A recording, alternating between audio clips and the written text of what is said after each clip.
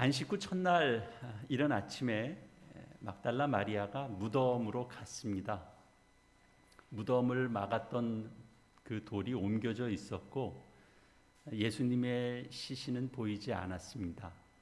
마리아는 시체가 없어진 것을 확인하고 놀라서 이 사실을 주님께서 각별히 사랑하시는 제자 베드로와 그리고 요한에게 이 소식을 전해야 되겠다라고 생각했습니다. 소식을 전해 들은 두 제자는 무덤을 향해서 달렸고 요한이 먼저 무덤에 이르렀습니다. 안을 들여다보고 시체를 쌌던 그 세마포가 놓여 있는 것을 보고는 들어가지는 않았습니다. 뒤에 도착한 베드로가 무덤 안에 들어가 보니 몸을 쌌던 세마포와 또 머리를 쌌던 수건이 이제 따로 떨어져 있는 것을 보았습니다. 세마포는 몸을 둘둘 말아 놓았던 그냥 그 원형 그대로 있었고 마치 이렇게 증기가 빠져나가듯이 몸만 빠져나간 흔적으로 놓여 있었습니다. 머리에 싼 수건은 머리 위치에 잘 개켜져 있었습니다. 무덤을 확인하고서야 그들은 믿었다라고 기록되고 있습니다. 그러나 요한은 오늘 본문 앞선 9절에서 그들의 그 믿음의 성격이 어떤 것인지에 대한 그 여운을 이렇게 남겨두고 있습니다. 9절 말씀이죠. 그들은 성경에 그가 죽은 자 가운데서 다시 살아나야 하리라 하신 말씀을 아직 알지 못하더라. 그들은 빈 무덤을 보고 믿게 되었다라고는 하지만 그 믿음이라고 하는 것은 예수님의 부활에 관한 참 믿음이었다라기보다는 달려온 마리아가 전한 내용처럼 무덤이 비어 있다라고 했던 그 말을 그들이 눈으로 보고 그 사실 여부를 확인한 정도의 믿음, 그런 정도의 의미가 아니겠는가 그렇게 보여집니다. 마리아가 무덤 밖에 서서 울고 있었다라고 하는 이제 오늘 우리가 읽은 본문은 베드로와 요한이 달려와서 무덤 안에 들어가서 예수님의 시신이 없는 것을 확인한 후에 그들은 서로 기이 여기면서 집으로 돌아간 이후에도 마리아는 계속 무덤 밖에 서서 계속 울고 있었다라는 것입니다. 매우 슬퍼했었다라는 거죠. 그 이유는 마리아가 그 빈 무덤에 관해서 그 베드로와 요한에게 알릴 때 앞선 2절 말씀이죠. 그때도 그가 한 말을 보면 우리가 짐작할 수 있습니다. 사람들이 주님을 무덤에서 가져다가 어디 두었는지 알지 못하겠습니다. 그렇게 전했거든요. 더구나 이제 이 뒤에 천사와 또 이제 예수님이 던지는 질문과 그 물음 속에서도 똑같은 말을 반복적으로 대답하는 것을 보아 충분히 우리는 짐작할 수 있습니다. 마리아는 무덤에서 예수님의 시신이 사라진 것을 보고서 이것은 누가 주의 시신을 다른 곳으로 옮겼기 때문이라고 생각하고 있는 겁니다. 그러면 사랑했던 그 주님이 참으로 비참하게 돌아가셨습니다. 그런데 이제는 그 시체마저도 사라져서 어떻게 됐는지 아무도 모르는 상황이 됐기 때문에 더더욱 슬펐을 겁니다. 게다가 그 기막힌 시점에서 베드로와 요한에게 이제 알려서 그들이 와서 확인했지만 그들도 그저 기이하다 이렇게만 여기고 어떤 대책이나 무슨 어떤 설명이나 이런 것들을 내놓지 않고 그저 자기 길로 돌아갔기 때문에 그녀는 혼자 남아서 더 깊은 슬픔과 절망에 빠지게 됐을 것입니다. 마리아는 무덤 밖에서 서서 울고 있다가 무덤 안으로 들여다보는 순간 천사 둘이, 하나는 세마포가 있는 발 쪽에, 그리고 또 다른 하나는 수건을 쌌던 그 머리 쪽에 앉아 있는 것을 보았습니다. 오늘 보면 13절에 천사들이 이르되 여자여 어찌하여 우느냐, 이르되 사람들이 내 주님을 옮겨다가 어디 두었는지 내가 알지 못함이니이다. 그리고 이어서 주님과 마리아의 대화도 이어집니다. 15절이죠. 예수께서 이르시되 여자여 어찌하여 울며 누구를 찾느냐 하시니 마리아는 그가 동산지기인 줄 알고 이르되 주여 당신이 옮겼거든 어디 두었는지 내게 이르소서. 그리하면 내가 가져가리이다. 마리아는 지금 예수님의 시신이 없어진 것을 확인하고 크게 슬퍼하고 울고 있습니다. 눈물을 흘리는 정도가 아니라 그래서 극한 슬픔 가운데 통곡하고 있는 겁니다. 천사로부터 이 부활에 관한 증언으로 보이는 그런 말을 들었음에도 그녀는 지금 정상적인 판단 또는 하는 말을 말 그대로 이렇게 듣고 수용할 만한 정도도 되지 못합니다. 그런 상황도 이루어지지 않는 겁니다. 극도의 슬픔 가운데 있는 사람한테 누가 무슨 말을 해도 그 말이 말 그대로 잘 안 전달되는 상황, 여러분 떠올릴 수 있으시겠죠. 그러니까 마리아는 지금 극도로 혼란 상태에 빠져 있었다라고 보여집니다. 그럼 혹시 마리아는 무덤 안에 예수님의 시신이 그대로 누워 있었으면 울지 않고 그리고 감사했을까요? 마리아의 신앙에서 오늘 우리의 모습을 보게 됩니다.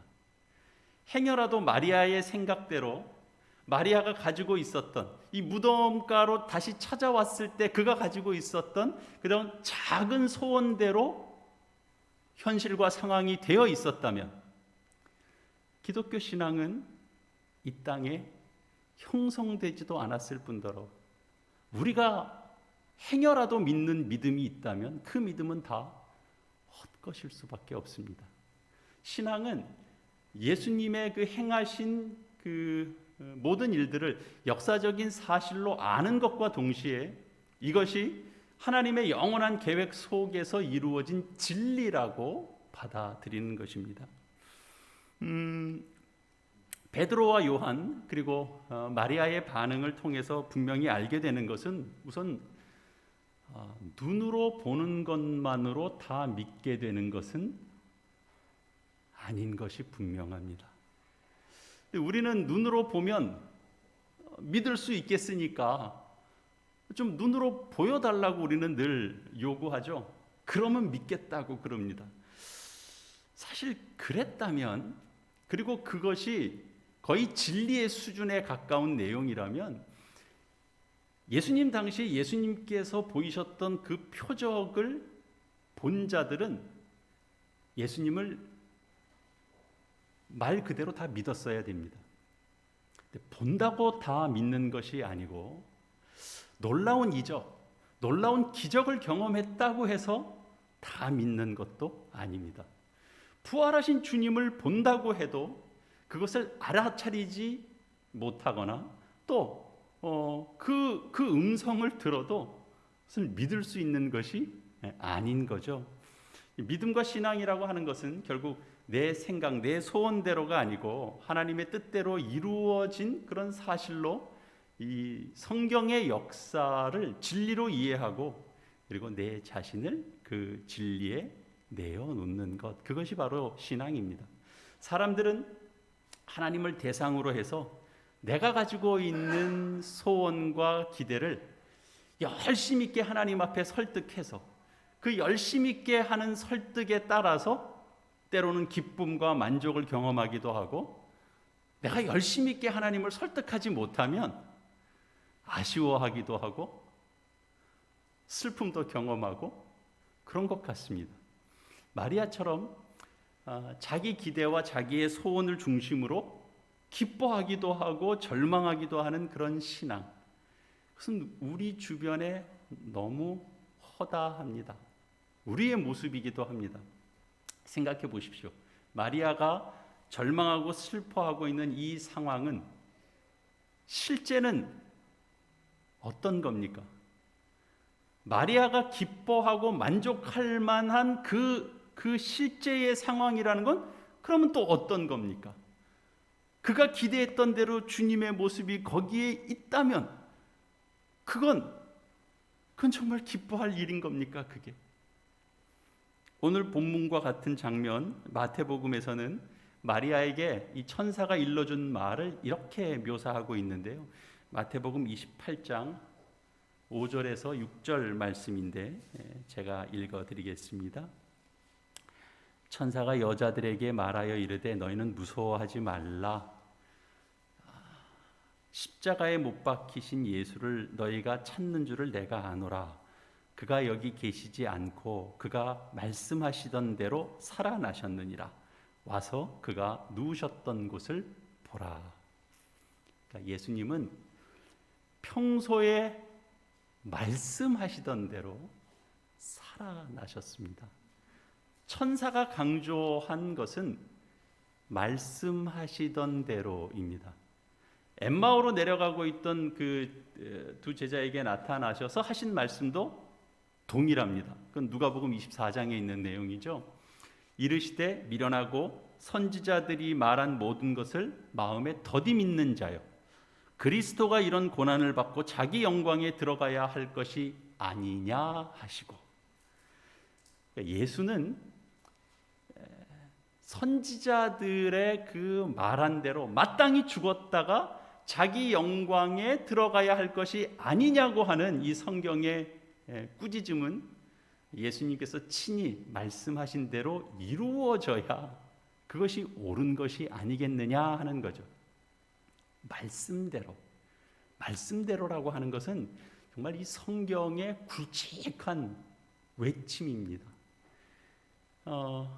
제자들은 사실은 주는 그리스도여 살아계신 하나님의 아들이심을 그들이 고백도 하고 믿던 자들입니다.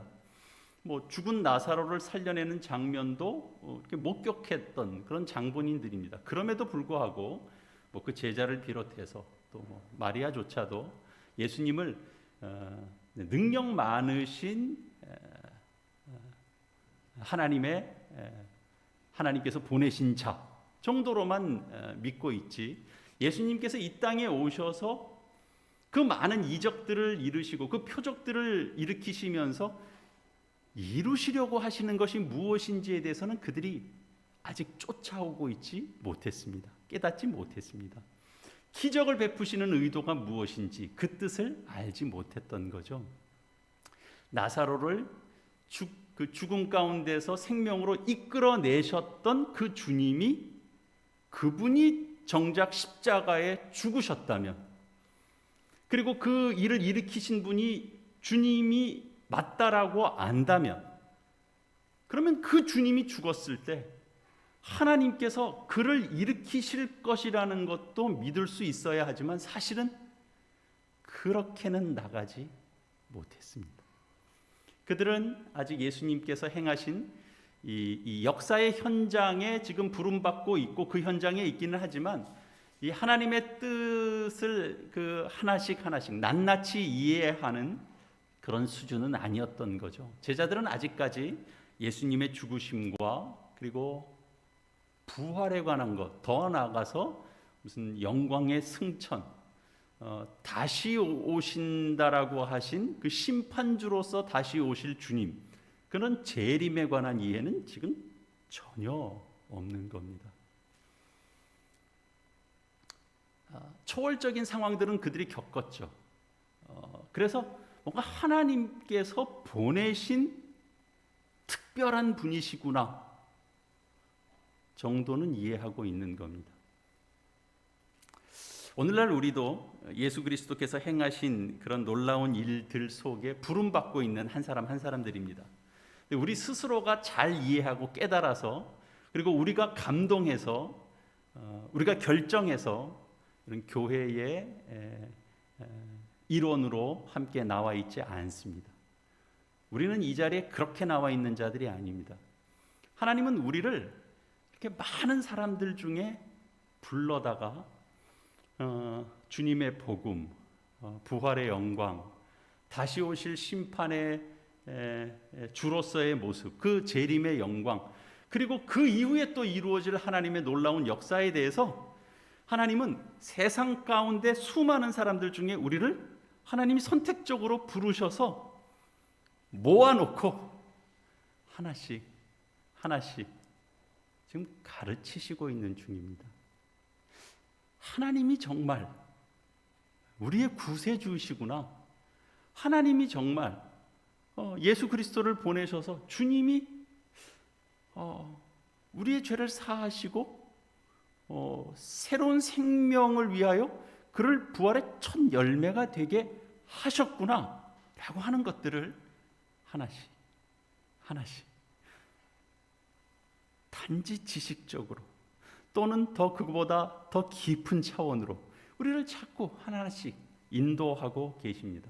하나님은 한꺼번에 모든 것을 이렇게 쫙 펼쳐진 청사진처럼 우리에게 다 낱낱이 보여주시지 않습니다. 우리가 부름받은 이 자리는 우리가 준비하고 나 스스로 준비해서 내가 경험하고 내가 이해한 일들은 사실은 거의 없습니다. 전무합니다. 오직 하나님께서 이루신 일들이 전부인 그런 곳으로 우리를 부르시고 있는 거죠. 그래서 우리가 겪는 건 어떤 거냐면 우리는 사실 생소합니다. 우리가 부름받고 있는 터전은 사실 우리의 이해를 초월한 영역의 부분들이 많기 때문에 우리가 준비한 것도 아니고 우리가 마련한 것도 아니고 하나님께서 일으키신 특별한 일에 우리를 불러서 두게 하셨고 모이게 하셨고 함께하게 하셨고 함께 나누게 하신 일입니다. 예수님이 누구시고 예수님이 죄값을 치르셨다는데 도대체 그게 뭔지, 속죄? 나한테 죄를 씻을 게 뭐가 있나? 거기서부터 시작되는 거 아니에요? 그 속죄의 값으로 지불됐다는 십자가가 도대체 뭔지, 거기서 예수님이 죽으셨다는 게 도대체 무슨 의미인지, 부활이 도대체 어떻게 이루어진 것인지, 그런 내용들을 우리가 처음부터 다 알고 이 자리에 모인 게 아닙니다. 와서 하나님이 부르셔서 우리를 인도하신 이 교회 공동체를 통해서 하나님께서 우리에게 계속 알려주고 계신 겁니다. 한두 시간 강의하면 알아들을 수 있는 내용이 아닙니다. 우리에게는 너무나 생소한 내용들이기 때문입니다. 우리는 지금 우리의 이런 그 상상 속에서도 없었던 속죄라는 사실, 그것이 선포되고 있는 그 부름을 받고 있습니다. 우리가 내 죄가 2000년 전에 사해졌다고요? 예수님이 오셔서 그 일을 주님이 하셨다. 이런 건 우리 상상에 없습니다. 그런 생각을 해본 적이 없습니다. 로마서 말씀이 그런 거잖아요. 우리가 죄인 되었을 때 하나님의 사랑을 십자가를 통해서 확증해 주셨다라는 거 아니에요? 십자가에서 죽었다가 다시 살아나신 그 부활의 영광 앞에, 그 기적 앞에 우리가 초대되고 있는 겁니다. 이런 건 우리가 이렇게 한 번쯤 생각해 보던 그런 내용이 아닙니다. 동화책에서 이렇게 한 번씩 봐서 왕자가 되고 공주가 되고 뭐 이런 건 한 번씩 상상을 해볼 수는 있는데요, 자라면서. 그러나 이런 이 생명과 진리에 관한 것은 우리가 상상해 보지 못한 것입니다.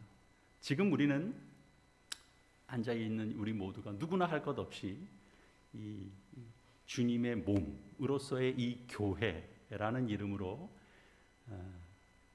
생명과 진리가 숨쉬고 약동하고 있는 그런 부활의 자리에 우리가 함께 모여 있습니다. 와서 보니까 하나님께서 정말 내 죄를 담당하시려고 십자가를 지신 것이고, 내게 새 생명을 주시려고 죽었다가 3일 만에 약속대로 부활하신 것이고, 그걸 이제 알게 되는 겁니다. 신앙생활을 해보니 알게 되는 겁니다. 먼저 알고 온 것이 아니고 하나님께서 불러다 놓은 자리에서 우리가 알아가고 있는 겁니다. 마리아는 예수님의 시체가 없어졌다라는 이유로 심히 통곡하고 있습니다. 당연히 평소에 말씀하신 대로 그대로 믿었다면 시신이 없어졌어? 그렇구나. 주님이 말씀하신 그대로구나. 할렐루야. 거기서 할렐루야가 터졌어야 되죠. 어떤 영광의 승리를 외쳤어야 되죠. 그러나 그건 우리 시점이고요. 그때는 마리아도 제자들도, 여기 본문에는 이제 마리아니까, 마리아는 역사상 있어 보지 않았던, 그리고 그 하나님께서 첫 길을 여셨던 그 놀라운 그 역사의 최대의 영광의 경이로운 순간을 마리아가 가장 먼저 확인하면서 마리아가 가장 슬피 울고 가장 절망하고 가장 낙담하고 주님이 너무 불쌍해서 통곡하고 있는 겁니다. 그녀의 관심은 오직 하나밖에 없습니다. 주님의 시신이 있어야 되는 겁니다. 그래야 뭐 향품도 바르든지 뭘 할 거 아닙니까? 자신이 가지고 있었던 그 작은 기대를 하나 이룰 것 아닙니까? 시신을 관리할 향유를 가지고 와서 시신을 장식하고 관리할 생각 외에는 없는 겁니다. 그럴 수가 없게 된 겁니다. 마리아에게 있어서 다시 살아나심에 대한 기대나 그 영광의 나라가 이렇게 활짝 문이 열리는 어떤 그런 기쁨과 환희에 대한 꿈은 사실 없었을 겁니다. 예수님의 시신이 없어진 절망적인 상황에서 울고만 있는 거죠. 그때 부활하신 예수님께서 나타나셔서 마리아에게 말씀하신 내용이죠. 오늘 본문 15절 아까 확인했습니다. 한 번 더 보겠습니다. 예수께서 이르시되 여자여 어찌하여 울며 누구를 찾느냐? 어찌하여 우느냐라고 하는 것은 그 질문형의 물음이 아닙니다. 이건 이제 수사학적인 표현이죠. 다시 말하면 마리아야 어찌하여 우느냐? 뜻은 그거죠.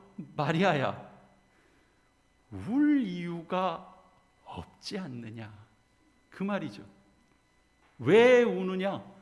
누구를 지금 찾고 있느냐? 누구를 찾는지 궁금해서 묻는 게 아니죠. 울고 있을 일이 아니지 않느냐? 마리아야, 네가 찾는 내가 부활해야 마땅하지 않느냐? 지금 그렇게 말씀하고 있는 거죠. 마땅히 기뻐하고 마땅히 영광을 돌려야 하는 일이 아니냐? 그렇게 말씀하는 거죠. 그렇습니다. 하나님께서는 지금도 우리가 슬퍼하고 절망하고 있는 상황 가운데 찾아오셔서 말씀하시는 내용은 마리아에게 했던 말씀과 똑같습니다. 얘야, 울 일이 아니지 않느냐? 내가 생명이고 진리고 길이지 않느냐? 주님은 언제나 주님을 확인시켜 주시는 것으로 위로와 격려를 주십니다.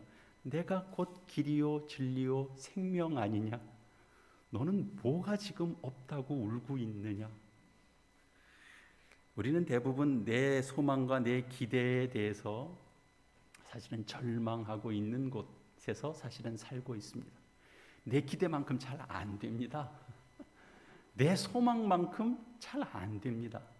그러나 마리아에게서 보는 것처럼 우리의 절망과 슬픔은 사실은 하나님에 대해서 알지 못하는 무지에서 비롯된 어두움의 현상입니다.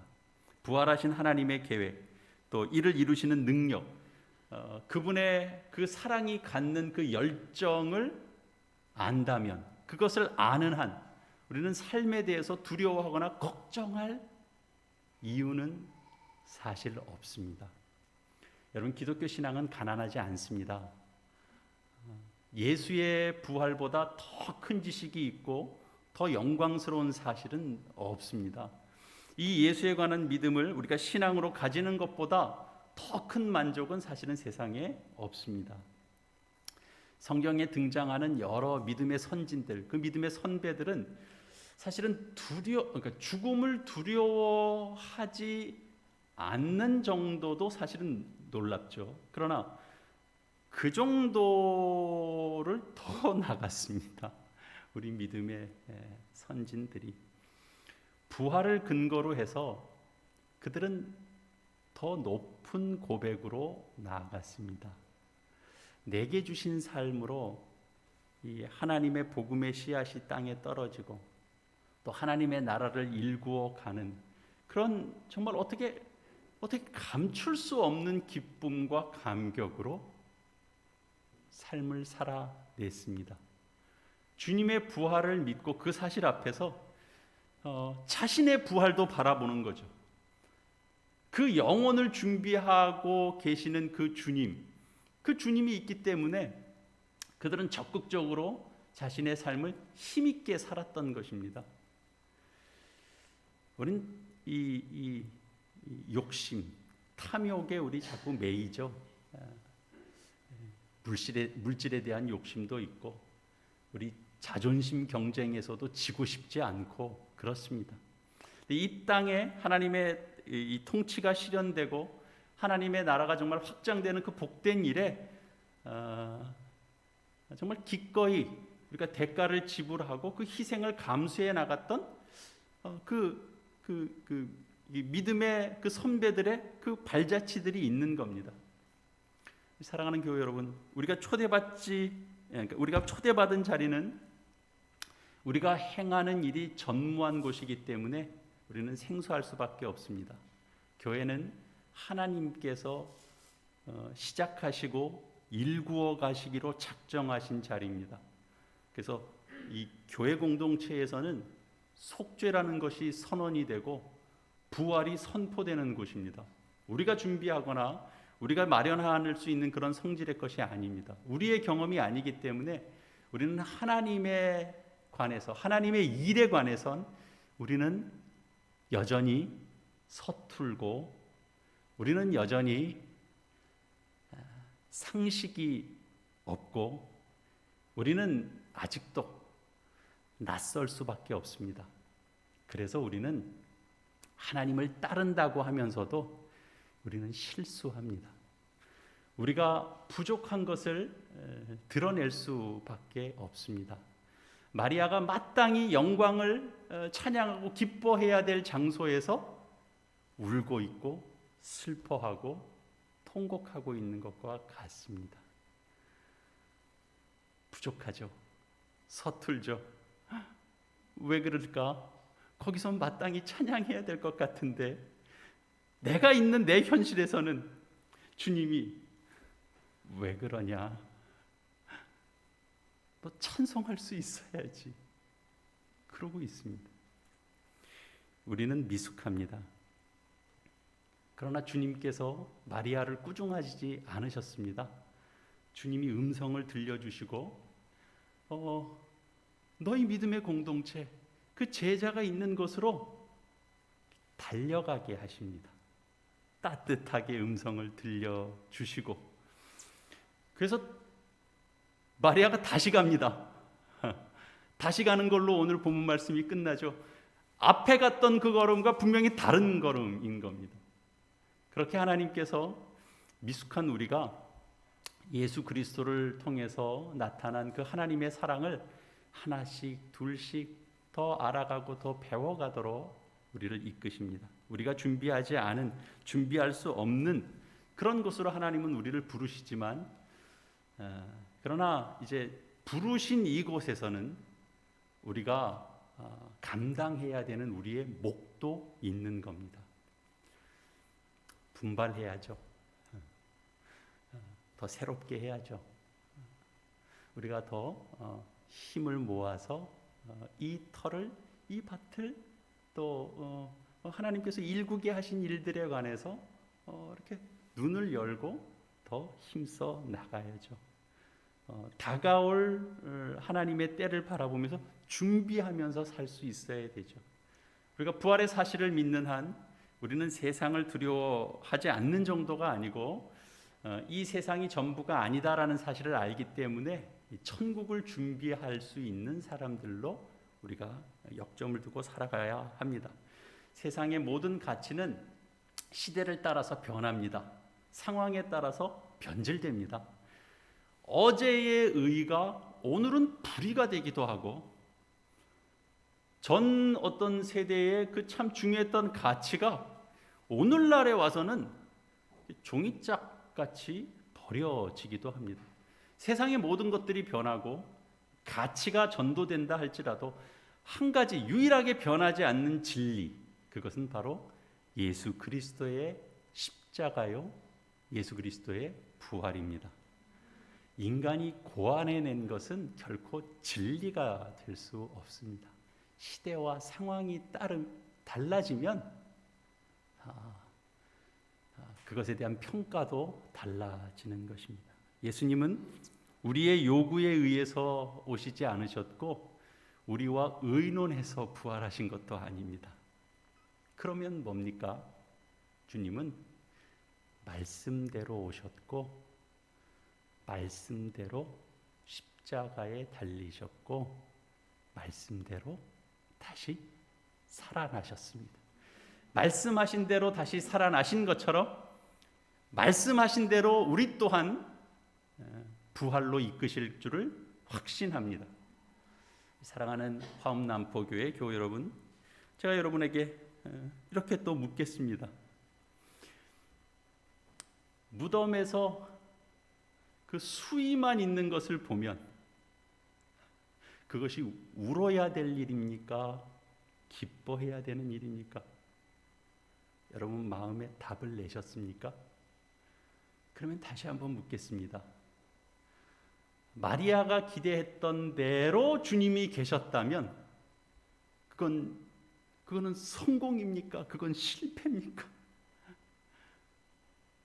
여러분, 우리가 기대했던 것들이 흐트러지고 그리고 깨어질 때 괴로워하지 마십시오.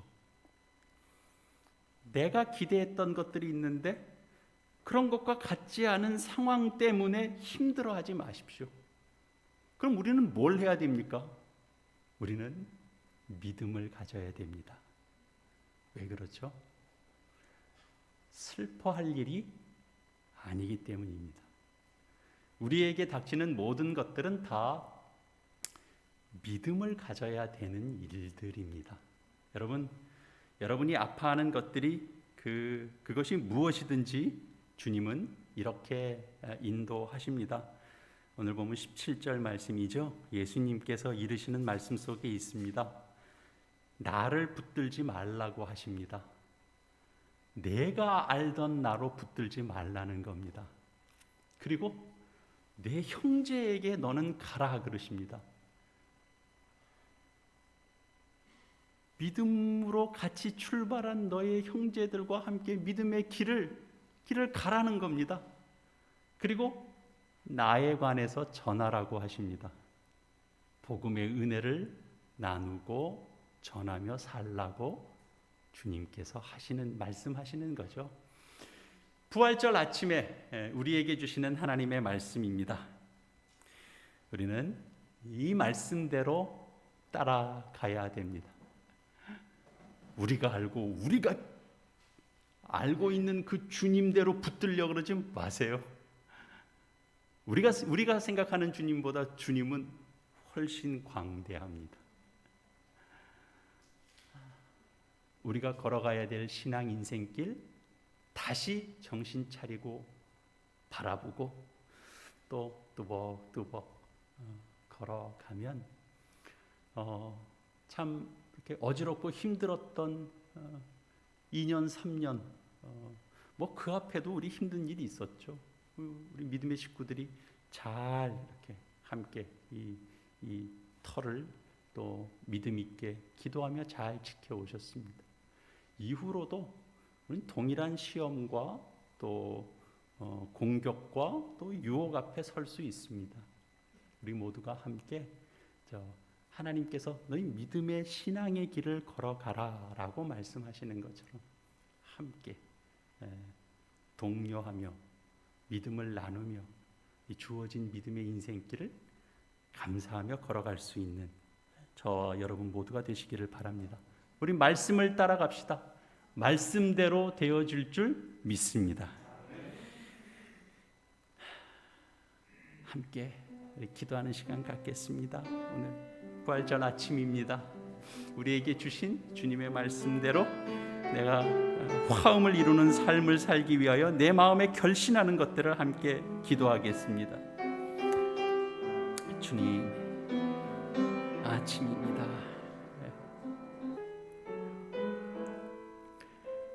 어찌하여 우느냐? 어찌하여 울며 누구를 찾느냐?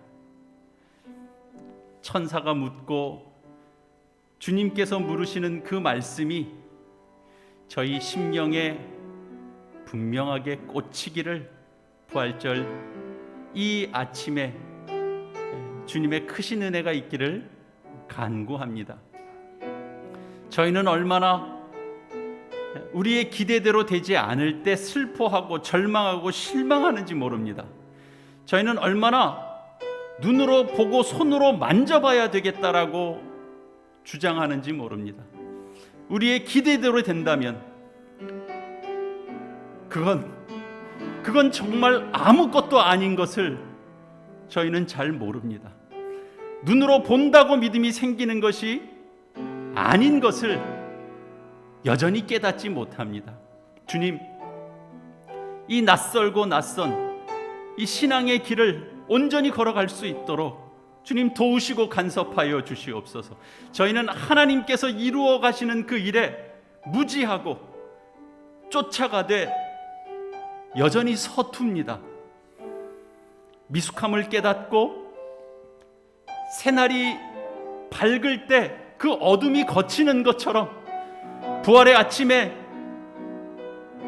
이 오늘 아침에 주님께서 보여주셨던 그 햇살처럼 십자가의 사랑과 부활의 능력을 굳게 믿음으로 슬픔과 절망을 걷어내고 소망을 바라보며 오늘을 준비하며 살아가는 저희들 다 되도록 주님 축복하여 주시옵소서. 말씀대로 오셨고 말씀대로 십자가에 달리셨고 말씀대로 다시 살아나신 주님을 찬양합니다. 말씀대로 우리를 의롭다 하시고 말씀대로 우리를 영화롭게 하실 것을 믿습니다.